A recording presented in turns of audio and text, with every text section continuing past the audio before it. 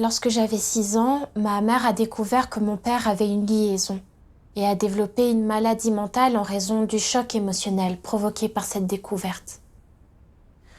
2 ans plus tard, mon père est décédé des suites d'une maladie et les frais médicaux et funéraires nous ont laissés sans le sou. Pourtant, mon oncle et ma tante du côté de mon père n'ont pas jugé utile d'aider la veuve de leur frère et l'enfant de ce dernier. Ma mère et moi avons été exposés à beaucoup d'intimidation et de froideur et avons beaucoup souffert dans notre vie. À cette époque, ma mère avait déjà commencé à croire en Dieu et elle me disait souvent « Si nous ne croyons pas en Dieu, nous ne vivrons pas longtemps dans ce monde. » Elle disait aussi que sa maladie mentale avait disparu d'une manière ou d'une autre après avoir cru en Dieu. En conséquence, j'étais très reconnaissante envers Dieu. Lorsque j'ai été mise à l'écart et malmenée par mes camarades de classe, j'ai prié Dieu en silence. À ma grande surprise, un camarade de classe avec lequel je ne m'entendais pas auparavant a commencé à m'aider de manière proactive et à empêcher les autres de m'intimider. Ma jeune âme a alors ressenti qu'il était vraiment bon de croire en Dieu et que Dieu était mon pilier chaque fois que j'avais besoin de lui. Je voulais me dépenser pour Dieu et faire un devoir comme ma mère quand je serai grande. Lorsque je suis entrée à l'école secondaire, j'ai commencé à assister officiellement à des réunions. Parfois, je demandais une dispense pour assister à des réunions, même si cela signifiait prendre du retard en classe. J'ai toujours été sujette aux maladies. J'avais des vertiges et j'avais souvent besoin d'injections et de médicaments. Mais lorsque j'ai commencé à croire en Dieu, j'ai aussi commencé à aller mieux. Ce fut une expérience encore plus profonde de la grâce et de la protection de Dieu. Un jour, lors d'une réunion, quand j'ai entendu les frères et sœurs dire que c'était le moment crucial pour accomplir les devoirs, je me suis dit, j'ai vraiment de la chance de vivre à l'époque de l'incarnation de Dieu, de l'expression de la vérité et du salut de l'humanité. Je dois saisir cette opportunité pour pratiquer ma foi et faire mon devoir correctement. À ce moment-là, je n'ai pas hésité à me retirer du lycée d'élite que je fréquentais et j'ai commencé à faire mon devoir avec mes frères et sœurs. Je pensais que tant que je pratiquerais la foi correctement et que j'accomplirais mon devoir avec enthousiasme, Dieu m'accorderait certainement sa grâce et veillerait à ce que tout se passe bien pour moi. Dès lors, j'ai assisté aux réunions et accompli mon devoir, qu'il pleuve ou qu'il vente. En hiver, il n'y avait pas de bus direct pour se rendre à l'endroit où j'abreuvais les nouveaux arrivants. Je devais donc faire plusieurs heures de vélo pour m'y rendre. Mon corps souffrait un peu, mais je pensais que la souffrance en valait la peine, tant que je recevais les soins et les bénédictions de Dieu. En avril 2020, j'ai accompli mon devoir loin de chez moi. Un midi, j'ai soudain senti mon cœur battre très fort et très vite. Ma poitrine était si serrée que je n'arrivais pas à respirer. J'ai commencé à trembler et à me sentir faible. Je pouvais à peine tenir les baguettes que j'utilisais pour manger. J'étais mal à l'aise, mais je n'étais pas si inquiète. Je me suis dit, j'ai toujours eu des problèmes cardiaques depuis que je suis jeune. J'ai des palpitations quand je suis fatiguée, mais ce n'est jamais un gros problème. Alors ce n'est probablement pas le cas cette fois-ci non plus. De plus, Dieu est tout-puissant et mon corps et ma santé sont entre ses mains. Tant que je reste fidèle à mon devoir, Dieu me protégera et veillera à ce qu'il ne m'arrive rien. Ce soir-là, je me suis sentie un peu mieux. Les jours suivants, j'ai prié Dieu et placé ma maladie entre ses mains. Si je parlais trop, j'avais des palpitations et je me sentais fatiguée. Mais je pouvais encore manger et boire régulièrement les paroles de Dieu et continuer à faire mon devoir. Je me suis dit que Dieu me mettait probablement à l'épreuve avec cette situation et que tant que j'accomplirais davantage mon devoir, Dieu me traiterait avec grâce et je me sentirais mieux petit à petit. Mais à ma grande surprise, peu de temps après, j'ai eu un nouvel épisode. J'étais en train de dîner quand tout à coup, j'ai commencé à avoir des palpitations.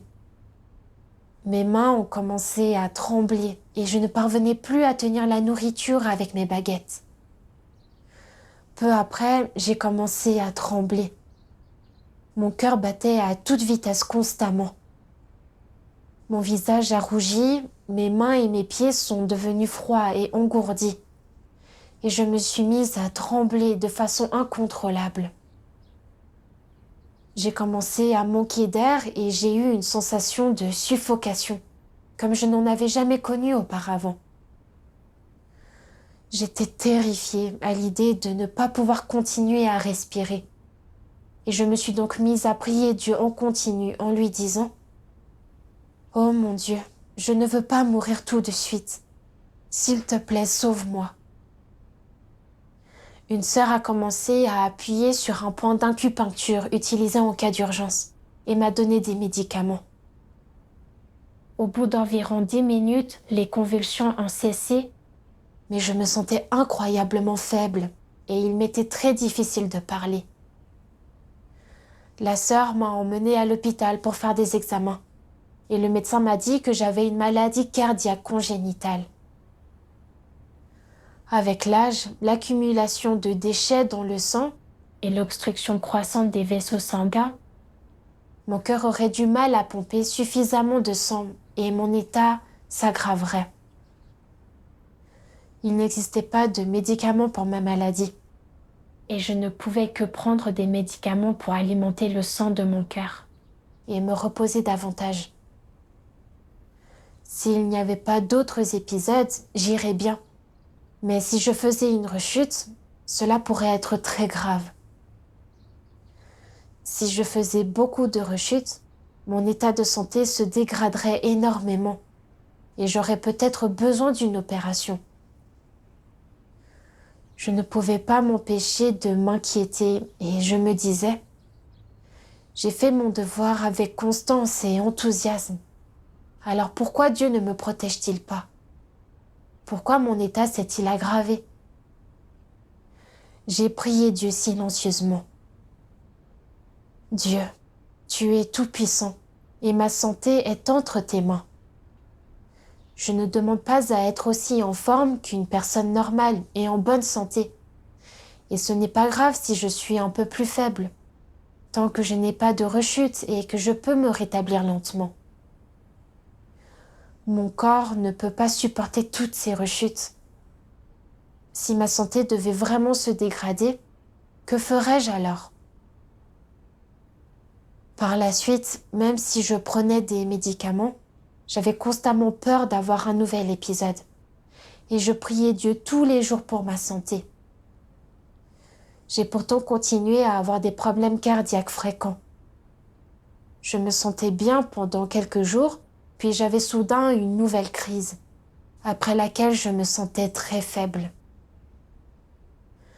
Comme j'étais en mauvaise santé, l'Église m'a demandé de rentrer chez moi pour me reposer et de faire tout devoir que j'étais capable de faire.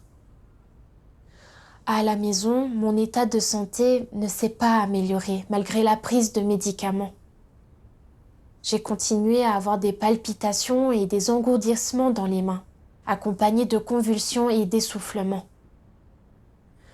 Ma poitrine se resserrait tellement que j'avais l'impression que j'allais suffoquer. Les médicaments d'urgence dont je disposais pouvaient soulager temporairement les symptômes. Mais ceci revenait toujours.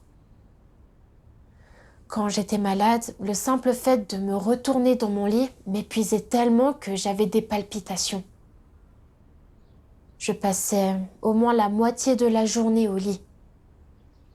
Je me sentais terriblement isolée et impuissante. Les larmes coulaient sans cesse et les plaintes et les malentendus surgissaient dans mon esprit. Je n'avais jamais vu quelqu'un d'autre souffrir d'épisodes cardiaques aussi fréquents. J'étais déjà si faible Si cela continuait, ne serais-je pas condamnée? Ma famille n'avait pas d'argent pour payer mon opération. Alors j'étais censée continuer à endurer. Je n'avais que 20 ans. Allais-je devoir passer le reste de ma vie à rechuter continuellement et à être essentiellement handicapée? Peut-être qu'un jour je m'écroulerai et je mourrai. Oh Dieu, ces dernières années, j'ai abandonné mes études et sacrifié ma jeunesse pour te suivre. Je n'ai rien demandé d'autre. Tout ce que je souhaite, c'est que tu me gardes saine et sauve. Alors pourquoi mon état a-t-il empiré? Même après être tombée malade, j'ai continué à faire mon devoir. Pourquoi ne m'as-tu pas protégée? Quand irai-je mieux? Plus je réfléchissais, plus je me sentais lésée et attristée. Et il m'arrivait souvent de m'allonger sur mon lit et de pleurer. J'achetais souvent des médicaments dont j'avais entendu dire qu'ils étaient bénéfiques pour les maladies cardiaques.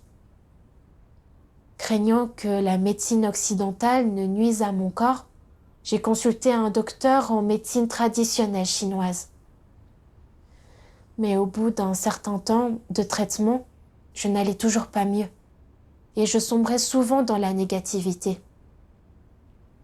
Certains frères et sœurs qui voyaient ce que je vivais échangeaient avec moi sur l'intention de Dieu, me disant que je devais tirer des leçons de la situation et chercher la vérité pour résoudre mon tempérament corrompu.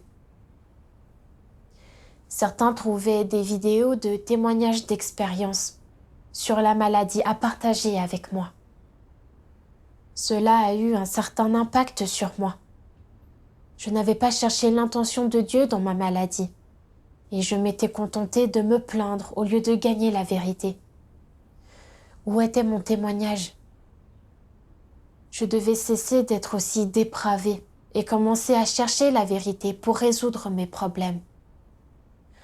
Comprenant cela, j'ai prié Dieu en disant « Dieu Tout-Puissant, je comprends en théorie que tes bonnes intentions sont derrière ma maladie et tout ce que tu fais est bon.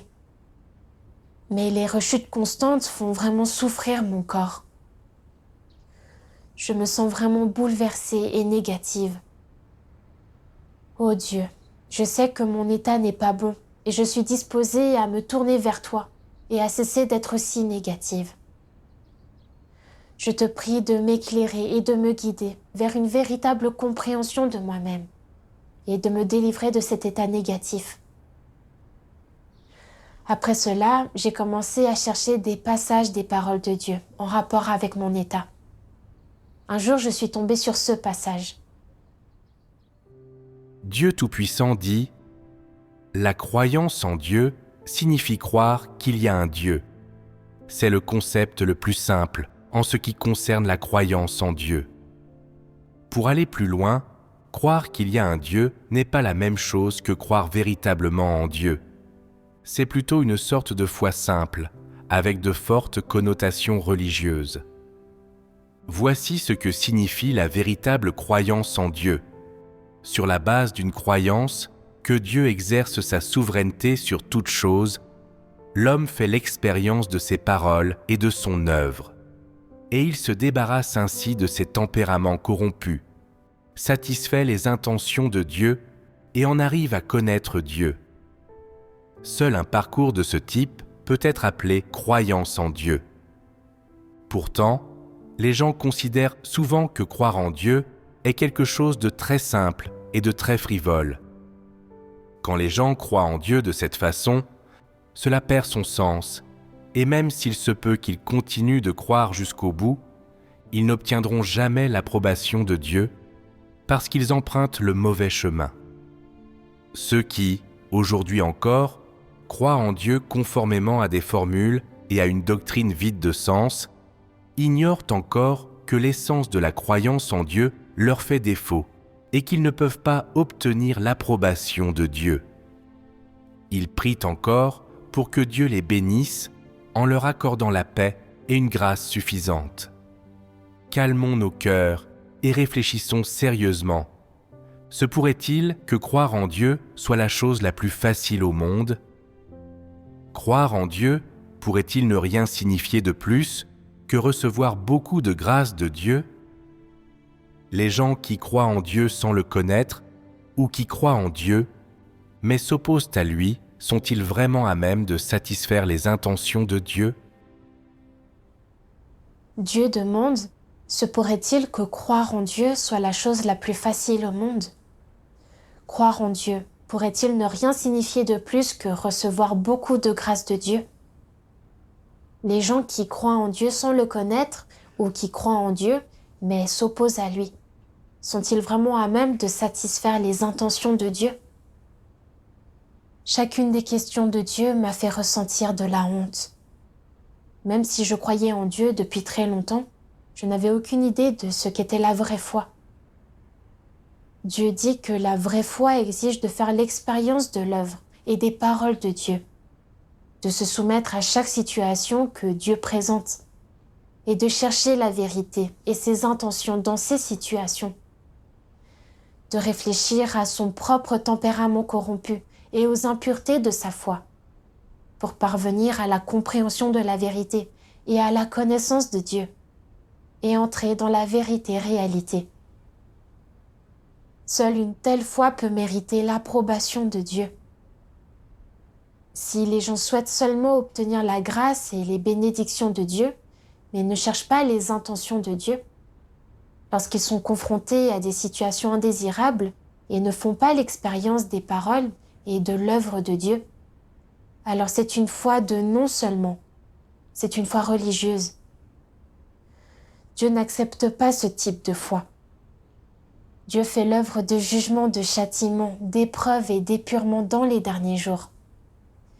Ce n'est qu'en faisant l'expérience du jugement des paroles de Dieu, en étant éprouvé par les divers environnements que Dieu orchestre, en cherchant la vérité et en apprenant à se connaître et à connaître Dieu à travers ces choses, que l'on progresse dans la vie.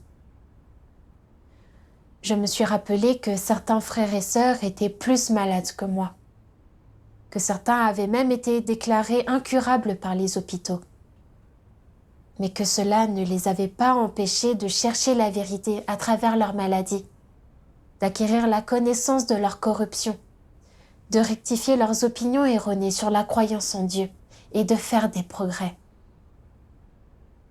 Bien que j'ai prétendu croire en Dieu pendant toutes ces années et que j'ai souvent échangé avec d'autres sur la nécessité de faire l'expérience des paroles et de l'œuvre de Dieu dans la foi, lorsque je suis tombée malade moi-même, je n'ai pas cherché l'intention de Dieu.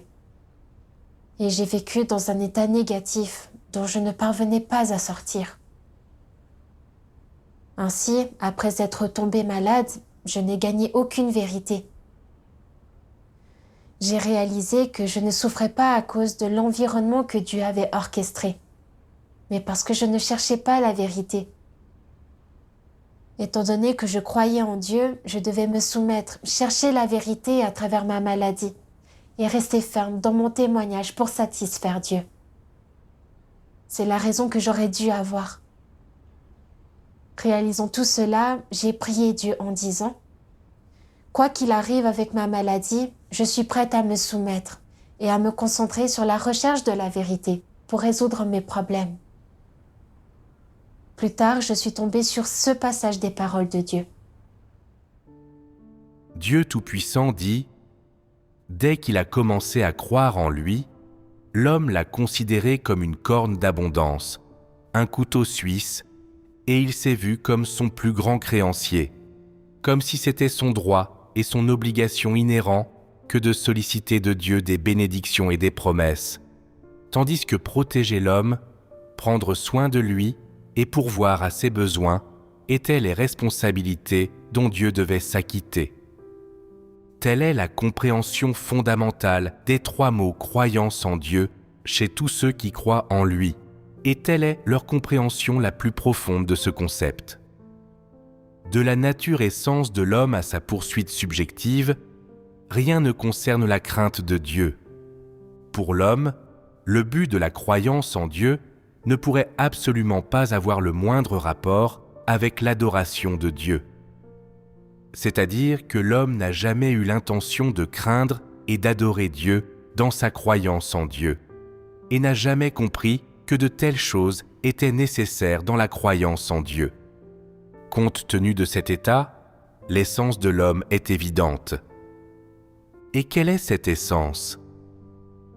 C'est que le cœur de l'homme est mal intentionné, sinistre et fourbe, n'aime pas l'équité, la justice, ni les choses positives, et qu'il est méprisable et cupide. Le cœur de l'homme ne pourrait pas être plus fermé à Dieu. Il ne le lui donne pas du tout. Dieu n'a jamais vu le vrai cœur de l'homme, et il n'a jamais été adoré par l'homme non plus. Peu importe le prix que Dieu paie, l'ampleur de son œuvre ou tout ce qu'il fournit à l'homme, celui-ci reste aveugle et indifférent à tout cela. Il ne lui a jamais donné son cœur. Il veut seulement s'occuper lui-même de son cœur et prendre ses propres décisions. Cela sous-entend que l'homme ne veut pas emprunter la voie de la crainte de Dieu et de l'éloignement du mal, ni se soumettre à sa souveraineté et à ses arrangements, ni non plus l'adorer comme Dieu. Tel est l'état de l'homme aujourd'hui. Maintenant, regardons Job de nouveau. Tout d'abord, a-t-il passé un marché avec Dieu ? Avait-il des arrière-pensées en s'accrochant fermement à la voie de la crainte de Dieu et de l'éloignement du mal ? À cette époque, Dieu avait-il parlé à qui que ce soit de la fin à venir ? En ce temps-là, Dieu n'avait fait de promesse à personne à propos de la fin. C'est dans ce contexte que Job a pu le craindre et s'éloigner du mal. Les gens d'aujourd'hui peuvent-ils rivaliser avec lui ? La disparité est trop grande. Ils ne jouent pas dans la même cour. Bien que Job ne connût pas beaucoup Dieu, il lui avait donné son cœur et lui appartenait. Il n'a jamais essayé de marchander avec Dieu et il ne désirait rien d'extravagant de la part de Dieu, ni n'exigeait quoi que ce soit de lui. Au contraire, il croyait que l'Éternel a donné et l'Éternel a ôté. C'est ce qu'il avait vu et obtenu en restant fidèle à la voie de la crainte de Dieu et de l'éloignement du mal pendant de nombreuses années. De même, il a également obtenu le résultat suivant. Nous recevons de Dieu le bien et nous ne recevrions pas aussi l'adversité.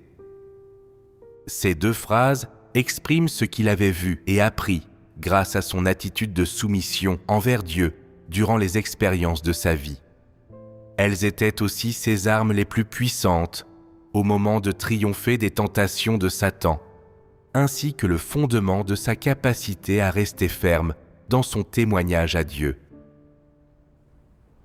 Dieu a complètement exposé les points de vue des hommes en matière de croyance. Les hommes ne traitent pas Dieu comme Dieu, mais plutôt comme une corne d'abondance, un couteau suisse. Ils se considèrent comme les plus grands créanciers de Dieu, et ils essaient de lui soutirer la grâce avec avidité. Ce type de croyance est impur et transactionnel, et manque du moindre soupçon de sincérité. Dieu a parlé directement à mon état actuel. Lorsque ma famille a connu des difficultés et n'avait nulle part où aller, j'ai fait l'expérience de la grâce et de la protection de Dieu. J'ai donc pensé que Dieu nous assurait à ma mère et à moi une vie paisible et sereine. Je pensais que la croyance en Dieu me garantirait une immunité totale contre les souffrances, tout au long de ma vie. Si quelque chose arrivait, Dieu me protégerait et serait responsable de mon bien-être. Au cours de ces années, je prenais ainsi mes désirs pour des réalités dans ma poursuite. Et c'est l'obtention de la grâce et des bénédictions de Dieu qui m'a motivée à tout abandonner pour faire mon devoir. Lorsque je suis tombée malade et que Dieu ne m'a pas guérie, j'ai immédiatement changé. C'était comme si mon espoir de longue date avait été anéanti. J'ai commencé à argumenter auprès de Dieu sur la base de ce que j'avais abandonné et dépensé au cours des années précédentes. J'ai demandé à Dieu pourquoi il me traitait ainsi et je rechignais même à prier ou à lire ses paroles. Je vivais dans un état négatif et rebelle. Ces années-là, Dieu m'avait protégée et avait pris soin de moi, et m'avait accordé des grâces et des bénédictions matérielles par pitié pour ma petite stature. Mais je n'étais pas du tout reconnaissante, et j'étais même devenue plus avide. Après m'être dépensée un petit peu, j'ai exigé que Dieu me protège toute ma vie. Et quand j'ai vu que ce n'était pas le cas, je me suis mise en colère contre lui. Comme j'étais effrontée et déraisonnable, Job n'a jamais rien exigé de Dieu. Il craignait Dieu et s'éloignait du mal, quelle que soit la situation ou l'environnement. Lorsque Dieu le bénissait, il le remerciait. Mais quand sa situation a changé et qu'il a perdu ses biens, que ses enfants ont été tués et qu'il a eu des furoncles douloureux, il a continué à avoir foi en Dieu et à le craindre. Et il ne s'est jamais plaint de lui. Il a même loué le nom de Dieu. Quelle qu'ait été l'évolution de sa situation, il a su rester à sa place d'être créé et se soumettre à Dieu. Job était un véritable croyant en Dieu. Son humanité et sa raison m'ont fait honte. Je n'avais pas de véritable foi en Dieu et je le traitais comme un couteau suisse. Je voulais que la grâce et les bénédictions de Dieu m'accompagnent en permanence. Je n'arrivais pas à croire à quel point j'étais devenue égoïste. J'ai pensé à la foule que le Seigneur Jésus avait nourrie avec 5 pains et 2 poissons pendant l'ère de la grâce. Il ne s'intéressait pas à son sermon et voulait juste obtenir la grâce, les bénédictions et les avantages de sa part. Ce n'étaient que des opportunistes et des incrédules.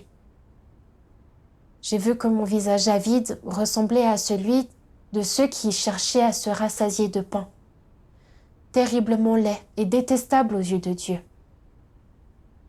Si je continuais à croire sur la base de tels points de vue, je n'atteindrais jamais la vérité et le salut, même si je croyais toute ma vie. J'ai vu que ma maladie était la grande grâce que Dieu m'avait donnée.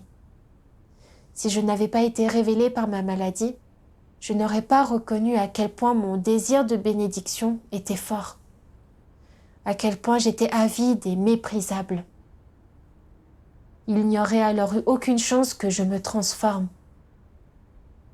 Dieu ne m'a pas traité en fonction de mes actes et m'a même aidé par l'intermédiaire de frères et de sœurs. Il m'a éclairé et guidé pour que je comprenne son intention à travers ses paroles. Je me suis sentie honteuse et coupable, indigne de l'amour et du salut de Dieu. J'ai prié Dieu en pleurant, en disant « Oh mon Dieu !» En étant révélée par la maladie, j'ai appris que pendant toutes ces années, je n'ai fait qu'exiger de toi la grâce et que je me plaignais quand je ne l'obtenais pas. Je te dois trop et je ne suis pas digne d'être une croyante. Je sais que je suis très corrompue et que j'ai besoin de cette maladie pour m'épurer et me purifier. Même si je dois vivre avec cette maladie pour le reste de ma vie, je me soumettrai et ne me plaindrai plus jamais de toi. À ma grande surprise, lorsque mon attitude a changé, mon corps a commencé à guérir progressivement. Je n'avais plus d'épisodes aussi fréquents et j'ai pu recommencer à faire mon devoir. Un jour, je suis tombée sur un passage des paroles de Dieu qui m'a permis de mieux comprendre mon état. Dieu Tout-Puissant dit « Peu importe toutes les choses qui peuvent lui arriver, l'Antéchrist est un type de personne qui n'essaie jamais de les aborder en cherchant la vérité dans les paroles de Dieu et qui essaie encore moins de voir les choses à travers les paroles de Dieu. Ce qui est entièrement dû au fait qu'il ne croit pas que chaque ligne des paroles de Dieu est la vérité. Quelle que soit la façon dont la maison de Dieu échange sur la vérité, les antéchrists demeurent sourds et par conséquent n'ont pas la bonne attitude, quelle que soit la situation à laquelle ils sont confrontés. Quand il s'agit, en particulier, de leur manière d'aborder Dieu et la vérité, les antéchrists refusent obstinément de mettre leurs notions de côté. Le Dieu auquel ils croient est le Dieu qui accomplit des signes et des miracles, un Dieu surnaturel. Ils appellent Dieu quiconque peut accomplir des signes et des miracles, que ce soit le Bodhisattva Guanyin, Bouddha ou Mazu. Ils croient que seuls ceux qui peuvent accomplir des signes et des miracles sont des dieux qui possèdent l'identité des dieux, et que ceux qui ne le peuvent pas, quel que soit le nombre de vérités qu'ils expriment, ne sont pas nécessairement des dieux. Ils ne comprennent pas que l'expression de la vérité est le grand pouvoir et la toute-puissance de Dieu. Au contraire, ils pensent que seul le fait d'accomplir des signes et des miracles est le grand pouvoir et la toute-puissance des dieux. Par conséquent, en ce qui concerne l'œuvre concrète de Dieu incarné, exprimant la vérité pour conquérir et sauver les gens, abreuvant, guidant et conduisant le peuple élu de Dieu, lui permettant d'expérimenter réellement le jugement, le châtiment, les épreuves et l'épurement de Dieu, et d'en venir à comprendre la vérité, à se débarrasser de leur tempérament corrompu et à devenir des gens qui se soumettent à Dieu et l'adorent, et ainsi de suite. Les antéchrists considèrent tout cela comme le travail de l'homme, et non l'œuvre de Dieu. Dans l'esprit des antéchrists, les dieux devraient se cacher derrière un autel et amener les gens à leur faire des offrandes, manger les aliments que les gens offrent, inhaler la fumée de l'encens qu'ils brûlent, tendre une main secourable lorsqu'ils ont des ennuis, montrer qu'ils sont très puissants et proposer une aide immédiate aux gens dans les limites de ce qui leur est compréhensible et satisfaire leurs besoins quand ils demandent de l'aide et sont sincères dans leurs supplications. Pour les antéchrists, seul un tel Dieu est un vrai Dieu. En même temps, tout ce que Dieu fait aujourd'hui se heurte au mépris des antéchrists. Et pourquoi cela ? À en juger par leur nature essence. Ce que les antéchrists exigent, ce n'est pas l'œuvre d'abreuvement, de conduite et de salut que le Créateur accomplit sur les êtres créés, mais c'est la prospérité et l'accomplissement de leurs aspirations en toutes choses, et c'est de ne pas être punis dans cette vie et d'aller au ciel dans la vie à venir. Leur point de vue et leurs besoins confirment leur essence de haine de la vérité. Lorsque j'ai lu ce passage pour la première fois, j'ai été un peu surprise. Ne décrivait-il pas exactement mon état actuel ? Auparavant, je savais seulement que ma perspective sur la poursuite de ma foi était erronée. Mais après avoir lu ce passage, j'ai pris conscience que tout ce temps, j'avais cru au Dieu de mes notions et de mon imagination. Dans le passé, j'avais bénéficié d'une grande partie de la grâce de Dieu et j'avais été témoin de certains de ses actes. Il s'agissait de la miséricorde et de la protection de Dieu à notre égard et de son ouverture d'un chemin pour nous en fonction de nos problèmes, nous permettant de mener une vie normale et d'avoir une situation convenable pour le suivre.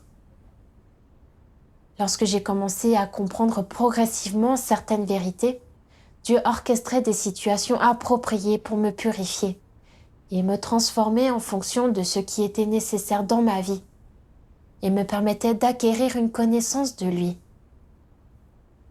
C'est l'une des façons dont Dieu sauve l'humanité.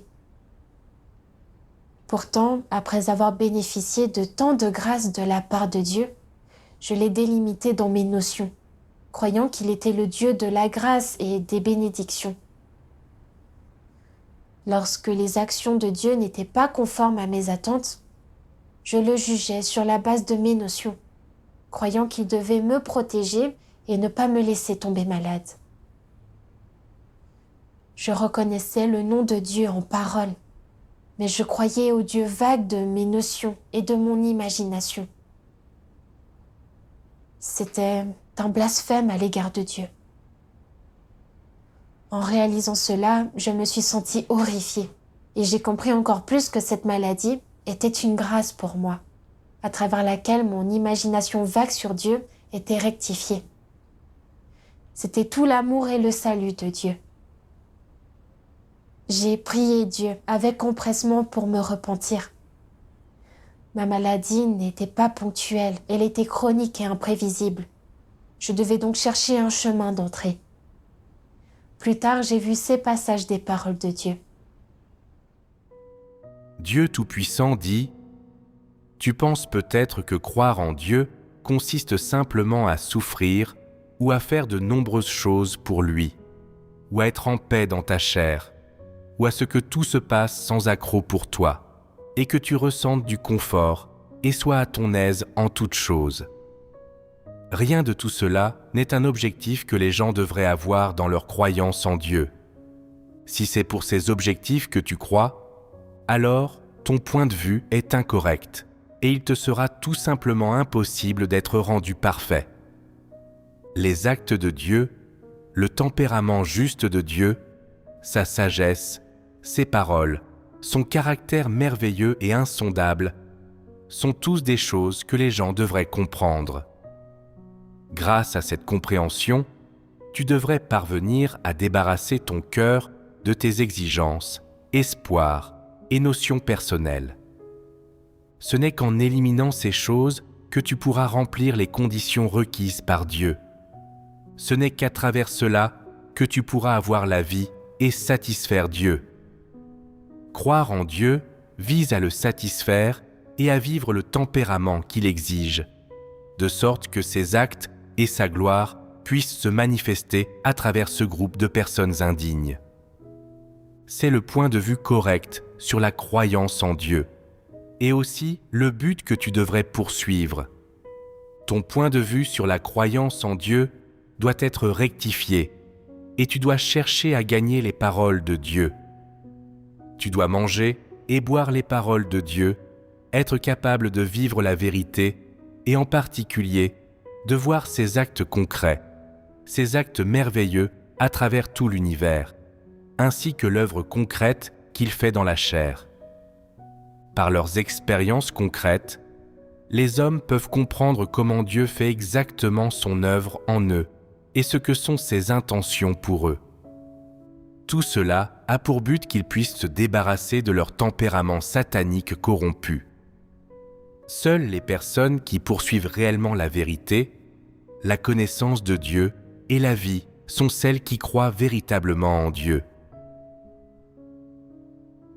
Tu crois en Dieu et tu suis Dieu, et donc tu dois avoir un cœur qui aime Dieu. Tu dois te débarrasser de ton tempérament corrompu. Tu dois poursuivre la satisfaction des intentions de Dieu et tu dois mener à bien le devoir d'un être créé.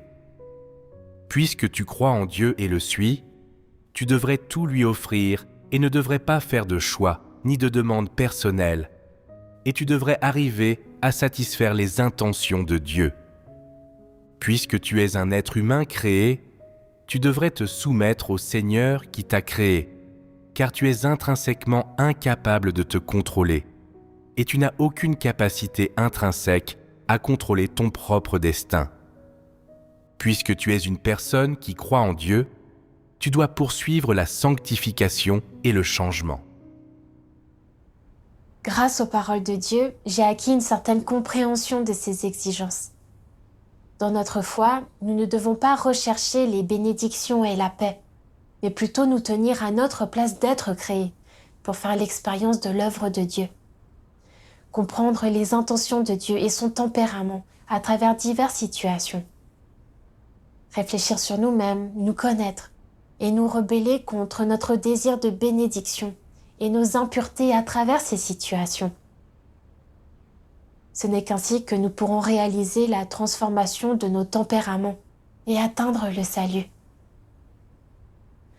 Dans le passé, ma foi a été basée sur l'obtention de la grâce. Ainsi, bien que malade depuis si longtemps, je n'ai jamais cherché la vérité, et il y a eu des pertes dans ma vie. Lorsque je me suis soumise, que j'ai cherché la vérité et commencé à faire l'expérience des paroles et de l'œuvre de Dieu, j'ai commencé à percevoir les bonnes intentions de Dieu.